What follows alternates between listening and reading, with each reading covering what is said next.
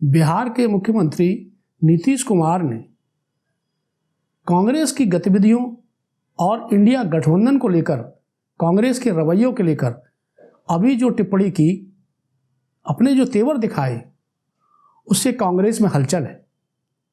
इससे पहले अखिलेश यादव कांग्रेस के रवैये पर उंगली उठा चुके थे। नीतीश कुमार सीपीआई के एक रैली में बोल रहे थे और उन्होंने साफ शब्दों में कांग्रेस के लिए कहा कि हम तो भारतीय जनता पार्टी के खिलाफ एक गठबंधन बना रहे थे, इंडिया गठबंधन को आगे बढ़ा रहे थे, लेकिन उनका ध्यान पूरी तरह से 5 राज्यों के चुनाव पर है। उनका यानी कांग्रेस का, उनका कहना था कांग्रेस पूरी तरह से 5 राज्यों के चुनाव पर फोकस कर रही है, जबकि इंडिया गठबंधन पर काम करने की जरूरत थी। ये टिप्पणी उस समय आई है जब अखिलेश यादव और कांग्रेस के रिश्तों को लेकर तल्खी सामने आ चुकी थी। ये जो तल्खी थी, इसने नीतीश कुमार को अपनी बात कहने का मौका दिया। नीतीश कुमार की बात से कांग्रेस जो 5 राज्यों के चुनाव पर सचमुच फोकस कर रही है और इंडिया गठबंधन की गतिविधियों को उसने किनारे कर दिया है, एकदम से हड़बड़ा गई और कांग्रेस अध्यक्ष मल्लिकार्जुन खड़गे ने नीतीश कुमार से बात की। आखिर नीतीश कुमार को अपनी बेचैनी, अपनी तल्खी सामने लाने की जरूरत क्यों पड़ी? अखिलेश यादव से जिन मुद्दे पर, जिस विषय पर विवाद हुआ या दूरियां बढ़ी, वो किस स्थिति क्यों पैदा हुई? अगर इंडिया गठबंधन पर लगातार काम होता तो शायद ये स्थिति न आती, लेकिन जिस इंडिया गठबंधन के बनाने में सबसे बड़ी भूमिका नीतीश कुमार ने निभाई, उन नीतीश कुमार को ये बात कहने के लिए विवश होना पड़ा। क्या सचमुच इंडिया गठबंधन के दलों में बेचैनी पड़ रही है? कांग्रेस के रवैयों को लेकर वे अंदर ही अंदर परेशान हैं? क्या कांग्रेस सबको साथ लेकर चलना नहीं चाहती? उसके रवैये से क्या यही संदेश जाता है? ये महत्वपूर्ण सवाल हैं और हर सवाल पर जानना जरूरी है कि सच क्या है। नमस्कार, मैं हूं उदय यादव, हिंदी वार्ता में आपका स्वागत है। मित्रों, हमारी कोशिश होती है कि अपनी सीमा में हम राजनीतिक जो गतिविधियां हैं राष्ट्रीय स्तर पर या प्रादेशिक स्तर पर, उनको आपके सामने लाएं, लेकिन इसके लिए ज़रूरी है कि आप भी हमें सहयोग करें, मदद करें। हमारे चैनल को ज़्यादा से ज़्यादा सब्सक्राइब करें। जो लोग नए हैं वे ज़रूर सब्सक्राइब करें, हमारे वीडियो को लाइक करें और अपने मित्रों को भेजें, अपने ग्रुप में शेयर करें। आज हम मुद्दा उठा रहे हैं नीतीश कुमार की टिप्पणी का, उनके रुख का, उनके तेवर का। नीतीश कुमार वो व्यक्ति हैं जिन्होंने सबसे पहले देश में भारतीय जनता पार्टी के खिलाफ एक मोर्चा बनाने की शुरुआत की।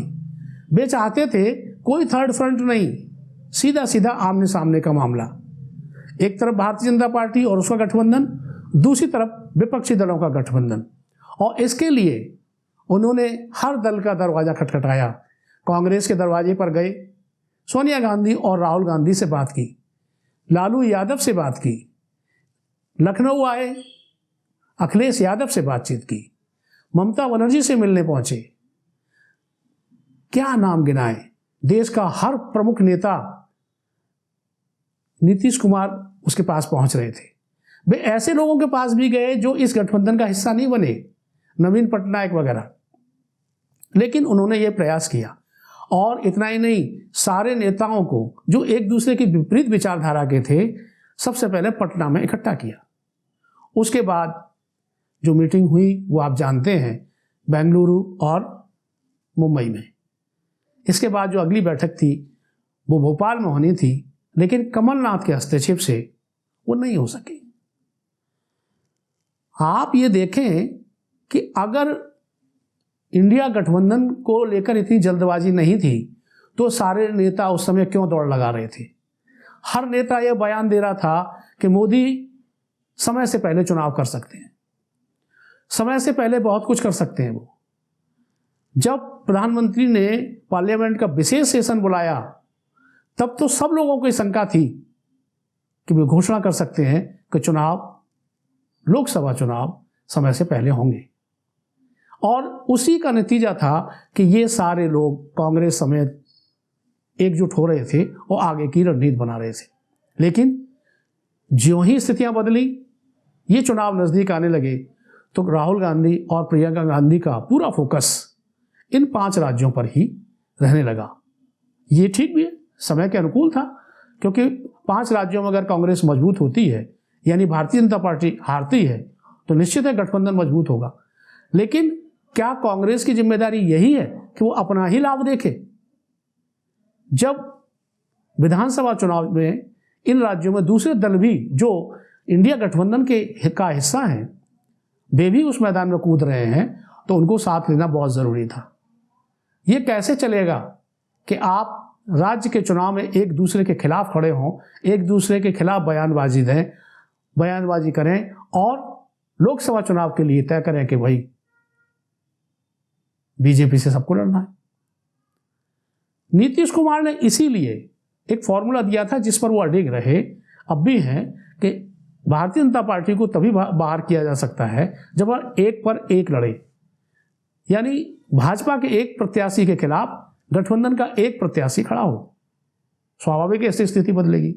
लेकिन जब राज्य के चुनाव में सारे दल आपस में लड़ेंगे तो ये स्थिति कैसे बनेगी?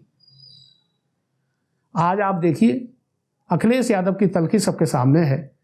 अरविंद केजरीवाल अपनी सभाओं में कह रहे हैं कि कांग्रेस और भारतीय जनता पार्टी का चेहरा एक है। क्या इससे इंडिया गठबंधन मजबूत होगा? यह स्थिति क्यों हो रही है?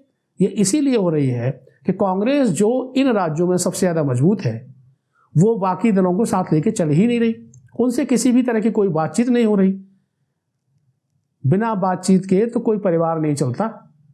ये तो विभिन्न विचारधाराओं वाले दल हैं जिनको सबको साथ लेना होगा, तो सबको बैठा के पहले तय भी करना होगा कि विधानसभा चुनाव में कौन कितनी सीटों पर लड़ेगा। और अगर नहीं लड़ेगा तो क्या कांग्रेस ये नहीं कर सकती थी जो कांग्रेस को जरूर करना चाहिए कि जो दल इस राज्य में, इन राज्यों में चुनाव नहीं लड़ रहे हैं, उनके नेताओं को भी प्रचार में शामिल करें।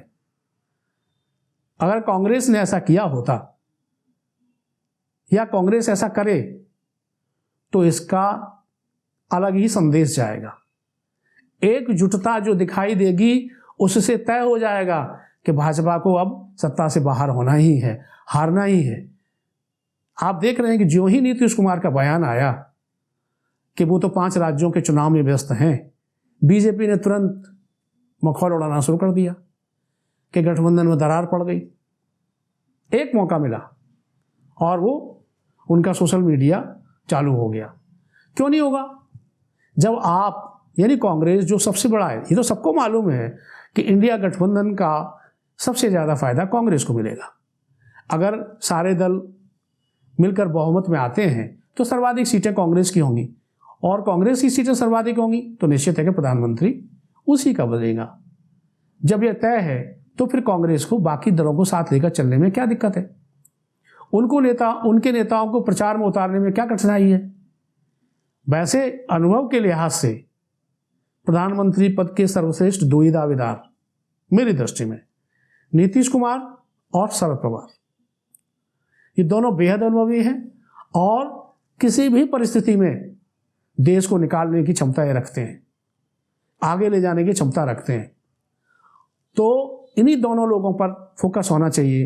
इन्हीं दोनों लोगों को प्रधानमंत्री पद के उम्मीदवार के तौर पर या दावेदार के तौर पर इंडिया गठबंधन को सामने रखना चाहिए। आगे क्या होता है ये अलग बात है, लेकिन वर्तमान में जो कांग्रेस का रवैया है वो निश्चित रूप से दलों को जोड़ेगा नहीं, बल्कि दूरियां बढ़ा देगा, तलखियां बढ़ा देगा। आप देखें कि उत्तर प्रदेश कांग्रेस का अध्यक्ष ये जानता है कि आज की स्थिति में कांग्रेस अगर चुनाव लड़ती है तो 1-2 सीटों से अधिक नहीं मिल पाएगा उसे। अभी विधानसभा चुनाव में यह साबित हो चुका है। कोई चमत्कार दिनों दिन नहीं हो रहा। ये चमत्कार जिसकी उम्मीद कर रहे हैं इंडिया गठबंधन, वो इसलिए कर रहे हैं कि वो सारे दल एक जगह आ रहे हैं। लेकिन इन सब सच्चाइयों को जानते हुए भी कांग्रेस का अध्यक्ष रोज अनर्गल बयान देता है, जबकि उसे चुप रहना चाहिए। उसके राष्ट्रीय नेतृत्व जो करेगा वो होगा। पहले तो वो अपने को खुद को ये साबित करे कि हमारे कांग्रेस के प्रत्याशी ऐसे कितने हैं, कितनी सीटें हैं जहां हम जिता ले जाएंगे, और अगर जिता भी ले जाएंगे तो भी संयम से काम लेना चाहिए। लेकिन ऐसा नहीं हो रहा, तो इसका अर्थ क्या है कि कांग्रेस का नेतृत्व खुद सिर्फ 5 राज्यों के चुनाव पर फोकस कर रहा है। उनके ही लोग क्या बोल रहे हैं, क्या कर रहे हैं, इस पर उनका ध्यान नहीं है। जरूरत इस चीज को समझने की है, जरूरत नीतीश कुमार की बेचैनी को समझने की है, क्योंकि वो समय पर ध्यान दिला रहे हैं कि अगर नवंबर तक कांग्रेस और बाकी दल इसी तरह जुटे रहे तो नवंबर के बाद फिर कितना समय बचता है इंडिया गठबंधन को और करीब लाने के लिए, रणनीति बनाने के लिए, एक पर एक कैंडिडेट छांटने के लिए लोगों के पास समय होना चाहिए। अगर समय नहीं होगा तो आपस में इसी तरह भिड़ेंगे और वो गठबंधन एकजुट नहीं दिखेगा। नीतीश कुमार की जो बेचैनी थी वो जायज है और उसको ध्यान देने की आवश्यकता है। हालांकि इस बेचैनी के बाद मल्लिकार्जुन खड़गे ने आज फोन किया, नीतीश कुमार से उन्होंने फोन पर बात की और ये कहा है कि विधानसभा चुनाव के परिणाम आने का इंतजार नहीं किया जाएगा, उससे पहले ही बैठक बुलाई जाएगी और आगे का प्रोग्राम तय होगा। लेकिन मल्लिकार्जुन खड़गे की ये जो कॉल है, ये दबाव में आई हुई कॉल है। नीतीश कुमार चुप रहते, ये कॉल आती। नीतीश कुमार को ऐसा कहना पड़ा, किसी और नेता को ऐसा न कहना पड़े, ये स्थिति नहीं आनी चाहिए। अगर बीजेपी से मुकाबला करना है, मोदी जी से मुकाबला करना है, तो एकजुटता बहुत ज़रूरी है और उस पर गठबंधन की ताकत का, उनके प्रोग्राम्स का आगे आना बेहद ज़रूरी है। ये था हमारा विश्लेषण। इस विश्लेषण में खास बात यह हम कहना चाहते थे कि अगर ये समय यूं ही गंवा दिया तो एकजुटता दिखेगी नहीं और वो रिजल्ट आएगा नहीं जिसकी अपेक्षा करके ये गठबंधन बना है। नीतीश की चेतावनी को गंभीरता से लेना चाहिए और अखिलेश यादव के साथ जो प्रकरण हुआ, इस तरह की घटना दोबारा किसी और व्यक्ति के साथ, किसी और नेता के साथ नहीं होनी चाहिए। अगर ऐसा नहीं किया गया तो नुकसान होगा, और अगर इस पर ध्यान देकर काम करता है गठबंधन, कांग्रेस इस पर ध्यान देती है, तो निश्चित रूप से जो कड़वाहट आई है खत्म होगी और आगे का रास्ता प्रशस्त होगा। यह था हमारा विश्लेषण। आपको कैसा लगा टिप्पणी करके जरूर बताइएगा और इंतजार कीजिए हमारे नए विश्लेषण का। तब तक के लिए नमस्कार।